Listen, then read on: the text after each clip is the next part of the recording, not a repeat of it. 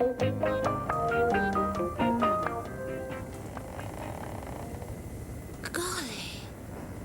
Look.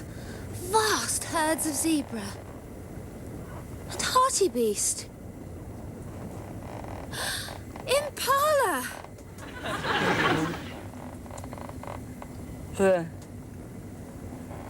Where am I? Oh, pull a string, darling. We're going too high. Pull my pyjama cord. My trousers will fall down. Oh, why not? You're on your honeymoon. Am I? Who with? Not with you, surely. I mean, I've only met you once. Aren't you the woman who crashed the plane into the conservatory? Yes, we've got 3 children. What? I don't ever remember us getting married. And I've decided to start another one. Oh, not now here, surely. Yes, now, you and me, flying. We're learning to fly, Timothy. Oh, you're so right, Pippa. It's so simple, really. Timothy! Breakfast! Oh, not now, Mother. No, no. Go away. Oh, I'm awake. That was Pippa in the balloon with me. She propositioned me. I want to go back to sleep again. I'm back! I've made it! Pippa, where are you? Timothy? Oh, my God! Mother Poppins! It's a nightmare! Father, who have you come as? What's green and goes round the world in 80 days? Phileas Frog! That's it! I see them down there! Great herds of springbok. Or is it zambak? Wait a minute. Where's Pippa? Where's Pippa gone? I had to throw her out. What? We were losing height. But this is my honeymoon. Yes, of course it is. Just you and me together. Push your father out as well. We're breaking up. Look at the old basket. Language, Timothy. Not you, Father. Oh, I want to wake up. You've always been able to wake up, Timothy. All you have to do is to close your eyes and say, there's no place like home. Oh, no, you're not getting me to say that. Say it. No place like home. Say it nicely. There's no place like home! Oh, I'm still awake. Oh, I'm exhausted. Sure you won't join us, Dulcie? Oh, well, since you asked... No, you're quite right. Very nice. Much too rich for you. Well, don't just stand there looking miserable. You need some activity. You can sew Cash's woven name tapes on all those J-cloths. Yes, thank you, Phyllis. What are you putting name tapes on J-cloths for? Because if you die first, Sidney, and I trust you will, I do not want my J-cloths to be part of your estate. Oh, fair enough. So you count your elastic bands and leave me to enjoy my bacon. Are you sure it is your bacon? Got a name tape on it, is it? Damn, I've lost count now. Good morning. Oh, good morning, Mr. Barrable. Company, I didn't... Sorry I'm late. I overdreamt. I've done this balloon thing, and it... Good heavens, what did I say, Mother? I did it with olive oil. Well, so did Popeye, but that doesn't make it eatable. Smut. Tell us about your dream, Timothy. No, Well, Don't say anything to Mrs. Barrable. She's had a very nasty experience. Oh, yes, it was yesterday. I had this dreadful experience. I'll tell it. You're too upset. Poor Dulcie had this dreadful experience in Borden Hollingsworth. You weren't stuck in the lift with Frank Carson, were you? No, in the ladies. What was he doing in there, then? He wasn't there at all. I was sitting there all on my own when this hand came underneath. Came under the door. Goodness. Anyone we know? Of course not. We don't know people who steal handbags. I lost everything. Oh, I am sorry to hear that, Mrs. B. I mean, it's only a quick... Good heavens. What is this? The lost tribe of Israel being hiding in the cupboard under the stairs? Mr. Offord, have you had a good look round? Yes, thanks. Bit smelly, though, that small bedroom. That's Timothy's. Hydrogen sulfide. He loves his chemistry set. Excuse me, Mother. Oh, sorry, what are these people? Is this the touring company of The Sound of Music, or what? Oh, I'm sorry, Mr. Offord. He's not himself until he's had his cod liver oil. Excuse me, Mr. Offord, yes. Excuse me, I do not take cod liver oil. Yes, you do. I put it in your cocoa. I know you do, but I throw the cocoa in the hole in the apple tree. Well, that's why the Bramleys taste of fish. Good. Yes, well, all being well, I'll be back at 5:30 to sign on the dotted line. Lovely. Sydney, front door. Goodbye, Mr. Offord. A bientôt. Yes, I must go. My wife's expecting... Expecting a productivity bonus, I should think. Sign on the dotted line, Mother. What is this? What are these people doing here? I mean, I demand to... Dulcie, I think your dog needs feeding. My dog's dead. Don't split hairs. Out you go. Never mind, Mother, Mrs. B. You know, she can be soft and clinging, but so can a giant squid. Now, Mother, I want to know what's got... Timsy. Yes. We have to talk about our future. Yes. Well, I'll tell you what, Mother. I am moving out. I have bought my own house. I have a 999 change of address cards printed for friends, and one blank one for you. Yes, I know. I'm very excited about it. Because Mr. Offord is coming to live here. He's renting this house. What? Your father will go to Muriel, of course, which leaves me on my own. Yes? So I will come and live with you. You are not coming to live with me, Mother. You living with me would be like St. George letting a room to the dragon. I am not having you live with me. Mind the butter! I knew your reaction would be like this. But you're not being practical, Timothy. I mean, what furniture have you got? I've got my desk. I've got my boomerang. I've got that picture, you know. What picture? The picture of that famous Sussex cricketer, you know. What's his name? Langridge, Timothy. John Langridge. Thank you very much, Father. Out. Now, the fact of the matter is, you have got nothing to sit on, nothing to lie down on, and nothing to cook with. Mother, Robert Maxwell arrived on these shores with absolutely nothing. Look at him now. No, perhaps you better not know that. Whereas I shall not come to you empty-handed. I shall have a whole lot of furniture, pots and pans, plus £150 a week rent from this house, which will just about pay your mortgage. There now. Mother, how can I make myself clear? Perhaps by talking Peter and Jane language. Me, Peter. Peter, no want to live with Jane. Jane goes to live with Tarzan. I do not want you living with me. You don't have to say yes straight away. You can take all the time you need. I've taken it, the answer's no. I see. Well, Mr. Offord will be living here, so I shall be homeless. I shall sleep in the street outside your house in a cardboard box, and I shall freeze to death. He looked on while his mother perished. It'll be in all the papers. As long as they spell my name right, it's okay by me.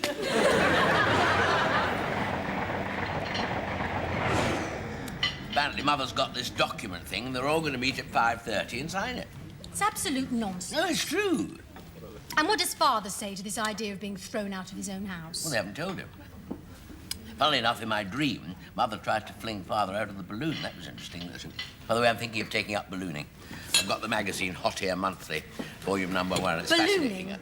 fascinating. Honestly, come on. What's her name?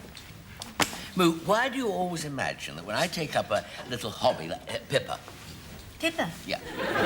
Oh, she's the girl on that hang glider thing that crashed into the conservatory.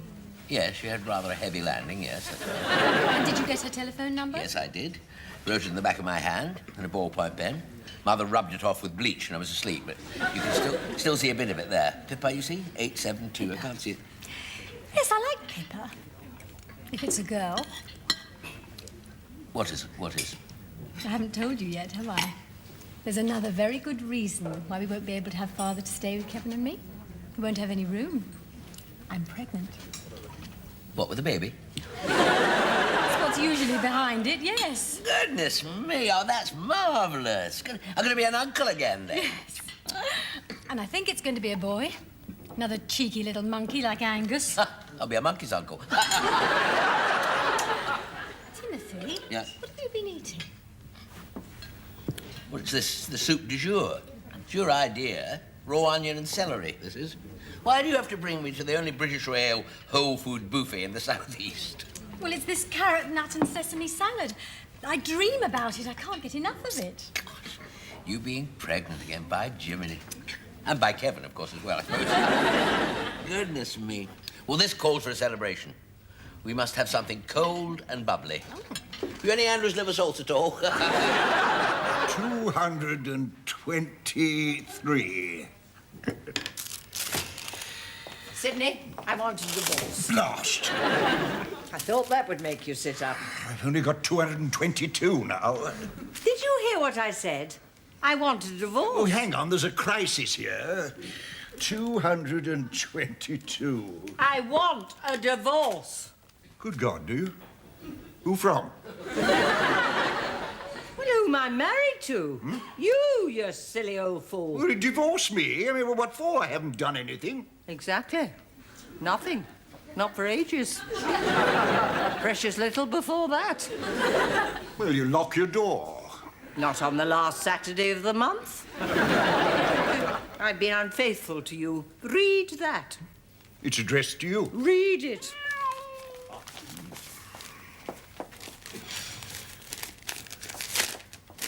Seventh of the 3rd, 44. Hi there, Philly baby. Thanks for the great sweater picture. Wait for it. Private first-class Kovacs has copied your photo onto the nose of a B-25 and added on Betty Grable's legs. Your high heels are treading on a picture of Mussolini, and soon you'll be bombing the hell out of Bologna. You were a squadron pin-up, Phyllis. I'm very proud of you. You won't be in a moment. I sure look forward to meeting you if we ever get to little old England.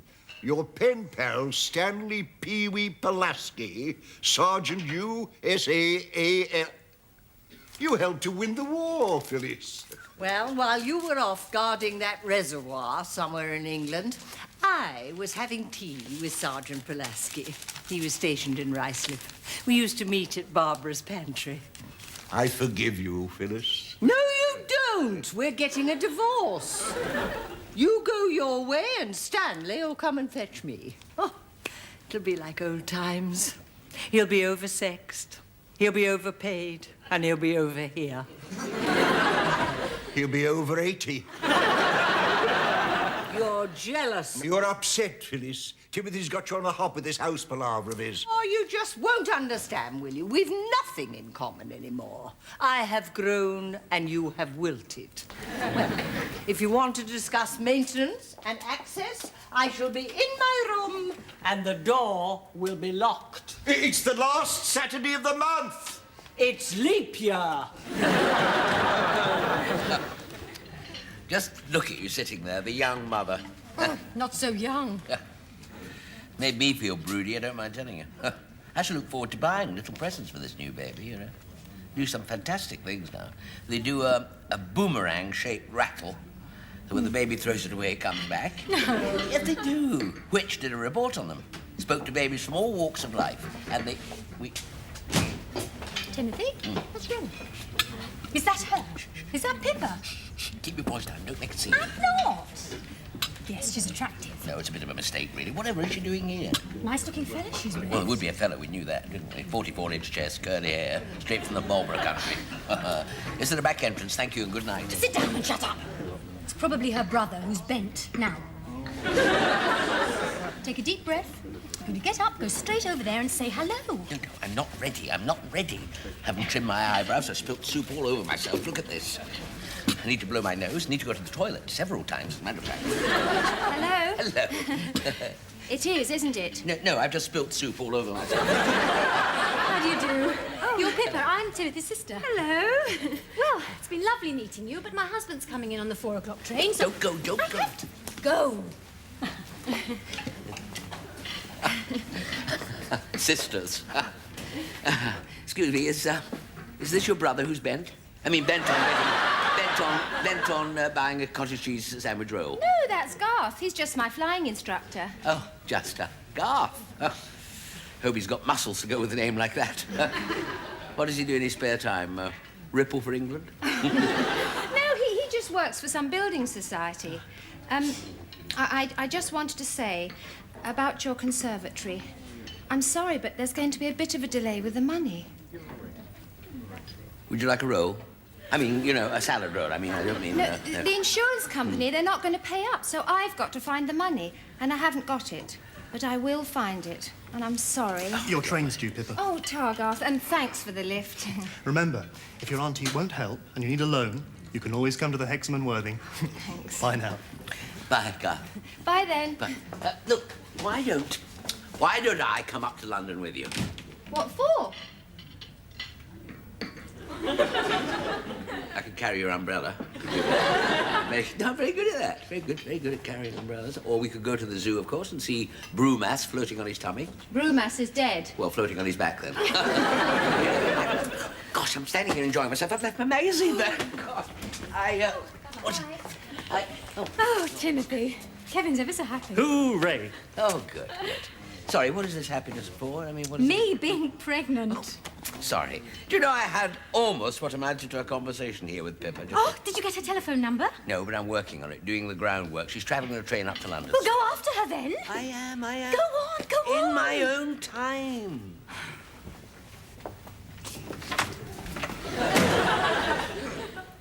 We could call the baby Timothy. But what if it's a boy?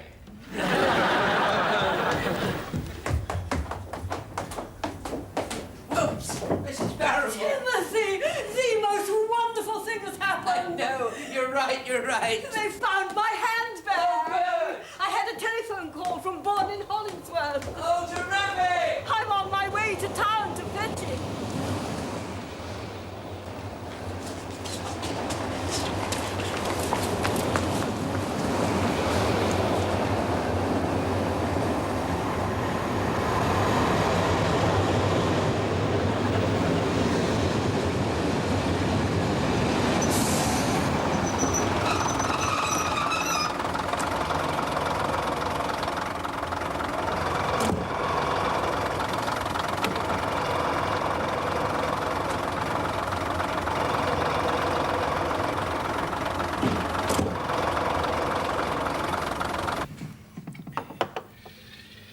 Oh, she won't take up the ink, dear.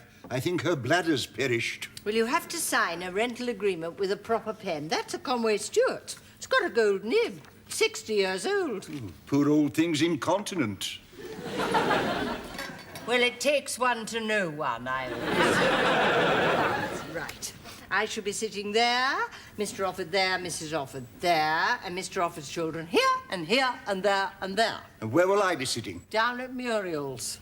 Well, you're going to live there, so you might as well get in some practice. I don't want to live at Muriel's. She's a different generation. She's your daughter, that's why. But I want to stay here with you, Phyllis. This is my home. Hello. Some enchanting. Timothy sounds cheerful. You leave him to me. You will see a stranger. You will see... Good heavens, man. What's all this blotting paper for? You expecting a high tide?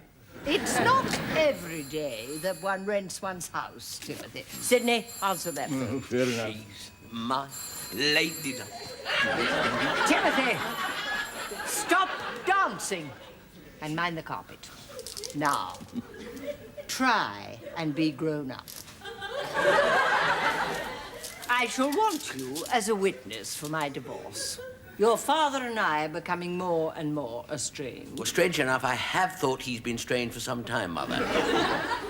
I shall cite the British Legion. All 20,000 of them? He's always down at that club. Once a year, Mother. Regular as clockwork. That was Dulcie Barrable on the telephone. When she got up to Bourne and Hollingsworth, they hadn't got the handbag or denied all knowledge of it. Goodness. Never mind the handbag. What about the corn plasters I wanted? Oh, I forgot to ask her to get those. Oh, there you are, you see, Timothy. Mental cruelty. Sydney, get your hat, bus pass, and go straight to Muriel's. Can do.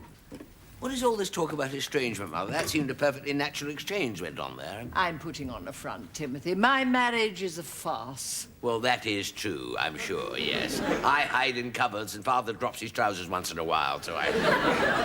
This whole family is disintegrated since you bought that house. Ah, now we get it. Yes, now we do. Well- Muriel, what are you doing here? Haven't you got a family of your own? Yes, I have, thank you. And my family is getting bigger. I'm having another baby. So, we won't have any room. So we can't have Father. So, you can't let this house. A baby. Anything to spoil my plans.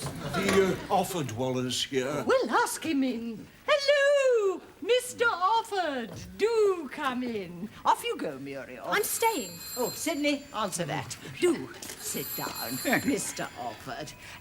If my children want to watch, they yes, of can. course. Now then, I thought that we would sign together. Like Mr. Reagan and that nice Mr. Gorbachev. You're not really going to do this, Mother, are you? Just watch me. You can't. I certainly can. This for you, Timothy, some chap Garth something. Oh, gosh, I was forgetting that. Don't let them sign anything, not yet. Everything in order, Mr. Yes, Offord? I think so. Right. Then let's sign. You haven't got any witnesses.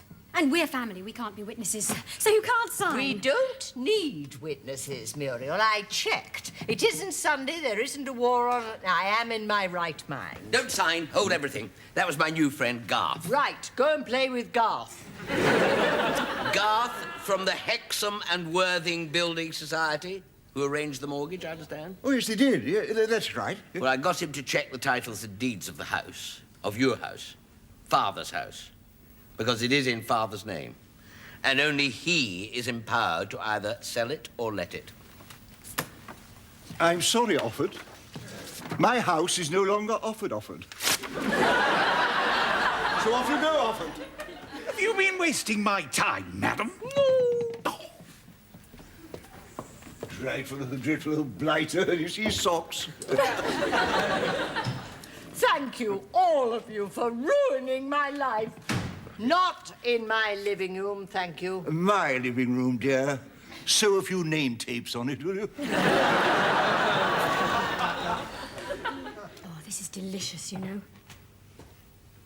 What a day it's been, really, when you think of it. You're pregnant, I've outmaneuvered Mother, and I've got a date with Pippa. I need another helping of this. Come on, Moo, we're on a double line up the front. No, look. You take Timothy on his date and come back for me. And make sure Tim gets there. Look, he doesn't have to take me. I can manage perfectly easily on my own. When I think of all the girls you have left standing outside coffee bars, cinemas, under railway clocks, in deserted bus stations, don't take your eyes off him until Pippa and him are face to face and hand in hand. Moo, I am 48 years old. At the very height of my powers. A mature adult male. Stick him in the back seat and child lock the doors. You know, in a funny sort of way, Kevin, I'm quite nervous. With all my experience. We're going to the theatre, you know. I must write a note to Mrs. Samuels. What is this thing called love, Kevin? She's the midwife. Had a bit of bad luck last week. Do you know, my pulses are racing. This one's winning. Not surprising, though, because I'm right-handed, you see. She's shopping at Bourne-on-Hollingsworth. She goes to the loo, and this hand comes underneath the partition and nicks her handbag. What? A couple of days later, she gets a call from Bourne-on-Hollingsworth. "We found your handbag," they say. She rushes up there. Yes. When she gets there, they've not made any phone calls, and they haven't found her handbag. And? And when she gets home, guess what? The place has been burgled because they've got her keys. It was all a con. Burgled? Hang on a minute. That's what's happened to Mrs. Barrable. She's gone up to London. They'll be breaking into her house now, Kevin. Quick, Ravenscroft Avenue, first on the left. I'm taking you to see this girl, aren't I? First on the left, Look, Kevin. Muriel said I've Never got to... mind about Muriel. And Pippa can wait. No, if I don't get you there, she'll kill me. No, wait, there's an answer. We'll ring the police. They can look after her. The flying squad can do it. Look, Kevin. Pippa does not want to go to the theatre of the flying squad. Now, come back! Come back! Oh, my God, here we go again. Isn't Mrs. Lumsden a kind lady? She's given you far more than your mummy does. What's the matter? Hey!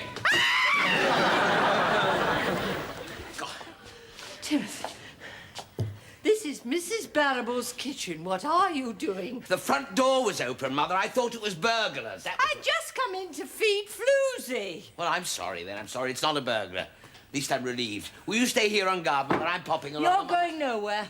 You're not to consort with that Pippa person.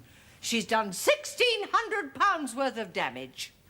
Mother, she can't pay the insurance. You know that, don't you? Well, more fool her. She'll have to pay. Look, Mother, I'll stay in with you tonight. Oh, good boy. Provided you don't make Pippa pay the £1,600. And if you promise not to make her pay, what is more, I will leave her standing in the cold and the rain by the municipal floral digital clock, which isn't working, but that doesn't matter anyway. And I will promise not to ring tomorrow to apologise. I like the idea.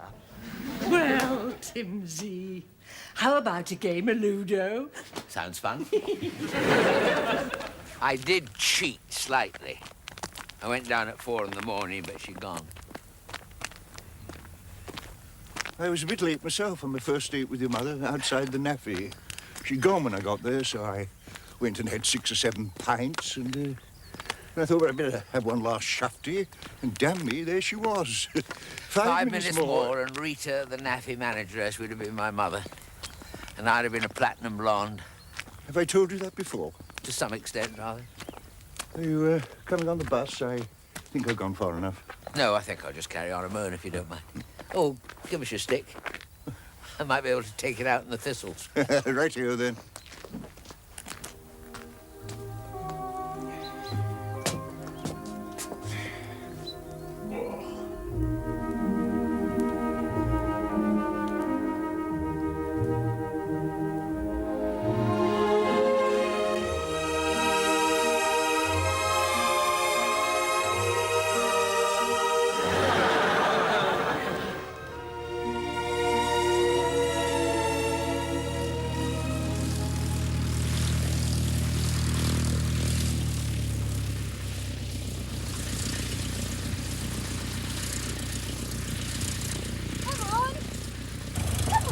Pippa, where are we going?